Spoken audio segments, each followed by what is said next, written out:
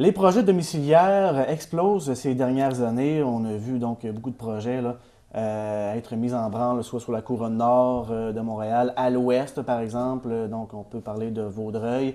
Et évidemment, la Rive-Sud n'est pas en reste. Le 21 juin dernier, la firme d'urbanisme Plania a proposé un projet d'urbanisme à la ville de Léry et qui ferait passer la population de 2377 habitants à plus de 12 657. Avec moi, Michel Robillard du regroupement des citoyens de Léry. C'est un regroupement qui est né à la suite de la proposition de ce plan-là de Plania. Oui, Et exactement. vous n'êtes pas tout à fait contre ce projet-là. Vous proposez une deuxième option, un Une deuxième plan. option qui serait moins agressive sur le développement domiciliaire à Léry.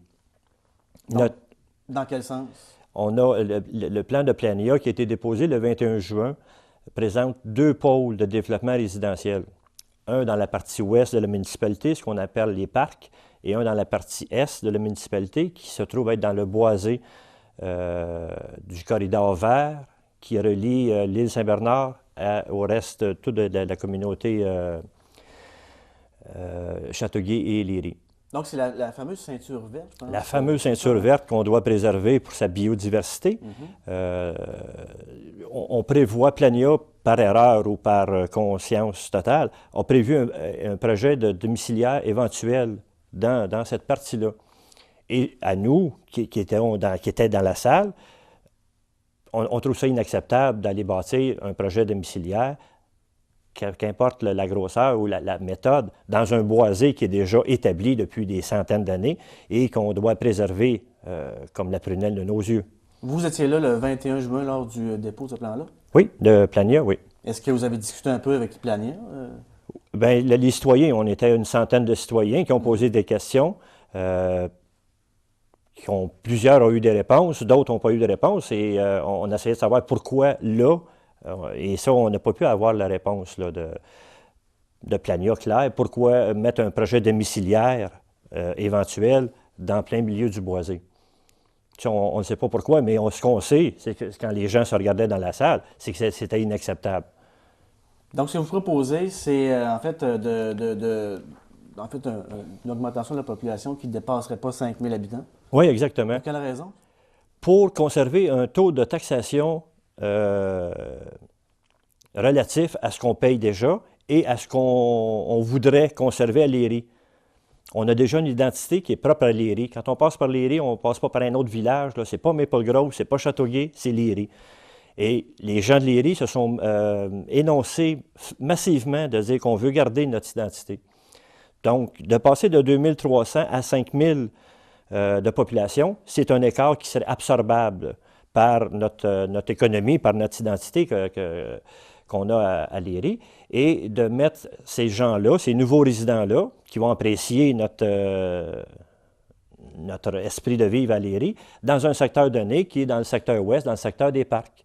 Et on a assez de développement potentiel dans ce secteur-là, sans toucher à notre forêt, et ça rapprocher des étangs aérés. Bientôt, on va avoir un système d'égouts et aqueducs à Léry. Et le système d'épuration des eaux usées sera sur étang aéré, qui est dans le secteur ouest. Donc, on se rapproche de ce site d'élimination des eaux usées et on bâtit moins de rues. Moins qu'on bâtit de rues, moins ça nous coûte cher de déneigement, d'éclairage, d'entretien des employés municipaux. Moins on en a, mieux nos finances vont se porter. Parce que selon le ministère des Affaires municipales, en 2009, la dépense municipale de fonctionnement par habitant à Léry, c'était de 703 $. Et si la ville passe à plus de 12 000, donc pour la tranche de 10 000 à 25 000 habitants, les dépenses, c'est d'environ 1 662 $ par habitant. Donc, il y aurait une augmentation des taxes drastique. Des taxes oui, tout à fait. Parce que Léry est une des villes les mieux gérées financièrement de la province. Le taux que nous avons de dépenses par habitant est très bas et il faut s'en péter les bretelles. Ce n'est pas le regroupement, ce sont les élus qui ont fait la job depuis de longues décennies qui ont fait que Léry a une situation budgétaire excellente. On y tient, on veut la garder comme ça aussi. Et qui fait partie du regroupement des citoyens de Léry? Ce sont des gens qui se sont levés à des assemblées ou à l'Assemblée du 21 juin, qui posaient des questions justement là-dessus, qui sont plus sensibilisés à la protection de l'environnement et à la connaissance du boisé, de l'importance d'un boisé dans sa cour arrière. C'est notre cour en arrière, ça, qui est un boisé avec je ne sais pas combien d'espèces d'oiseaux et d'arbres qui sont en voie d'extinction. C'est sûr qu'on ne laissera pas aller ça. Donc, ces gens-là, après l'Assemblée, après le Conseil, bien, on jase ensemble, puis finalement, on faudra faire quelque chose, puis c'est là que le regroupement il s'est fait. La réponse de la Ville par rapport à ce plan-là d'urbanisme de Plania, quelle est-elle? La Ville l'a reçu en même temps que nous, à la population.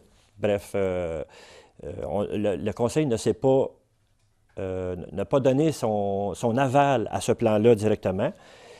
Et suite à la présentation du 21 juin, les assemblées de conseil ont été quand même assez fréquentées. Et les gens, il y avait beaucoup de questions et c'est pour ça que le conseil a donné son aval au comité de citoyens, pas le regroupement, au comité de citoyens qui va analyser les commentaires des citoyens de Léry par rapport à leur développement pour les prochaines années.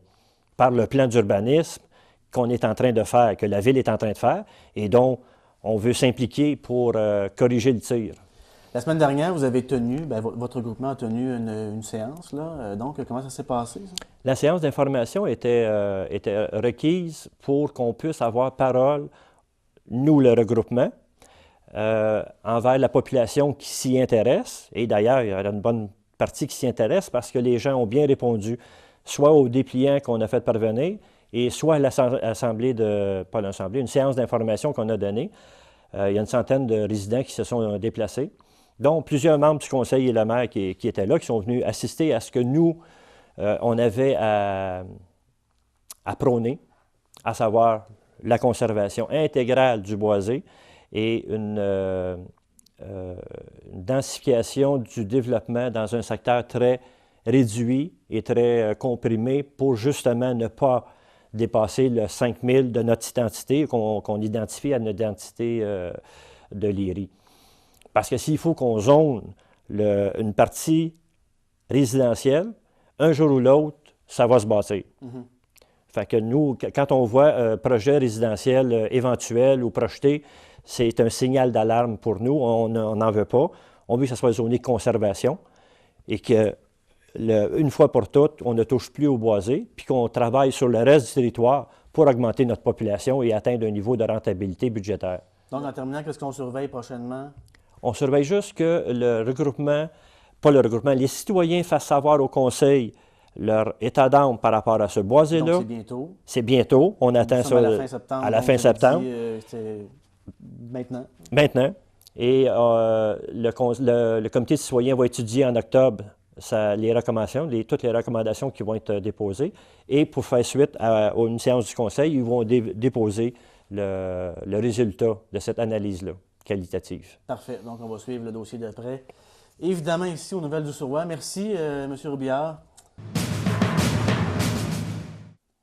Alors voilà, c'était vos Nouvelles du Sur-Roi. Merci d'avoir été là. Pour me joindre par téléphone 450-692-3398 ou par courriel journaliste.ctgc@vidéotron.ca. Mon nom est Jean-Philippe Dionne. On se retrouve la semaine prochaine. Merci d'avoir été là.